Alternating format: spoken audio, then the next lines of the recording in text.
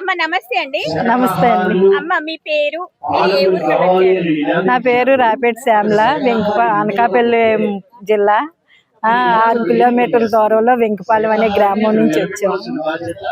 అమ్మ మీరు వెనకపాలో ఇప్పుడు మెడిటేషన్ చేశారు కదా, ఎలా ఉంది? కాళ్ళు నొప్పులుగా ఉన్నాయని కూర్చున్నాను. కూర్చుంటే కాళ్ళు నొప్పులకి ఏంటంటే గుజ్జు అరిగిపోయిందని చెప్పారు డాక్టర్ గారు. మీరు డాక్టర్ దగ్గరికి వెళ్తే గుజ్జు అరిగిపోయిందని చెప్పారు, ఎక్కువ తిరగొద్దన్నారు. కానీ ఇక్కడికి రావాలనిపించింది, వచ్చాను. వచ్చాక మెడిటేషన్ లో కూర్చుంటే 10 మినిట్లో కూర్చోగలే కాలుకి గుంజు ఏర్పాటు చేసినట్టు,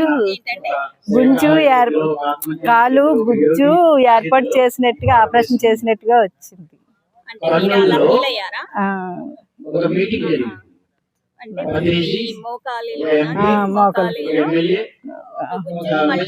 ఏర్పాటు చేసినట్టుగా అనిపించింది. స్వస్థగా తెలిసింది. ఇప్పుడు కొంచెం తేలిక ఉంది.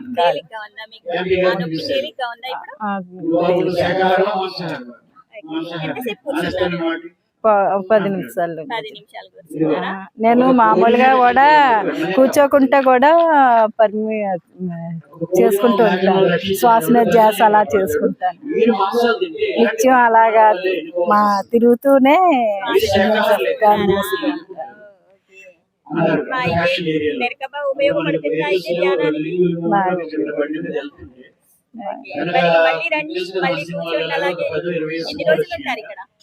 అంటే ఈవేళ మా వాళ్ళందరూ కలిపి వ్యాన్ల మీద వచ్చాము.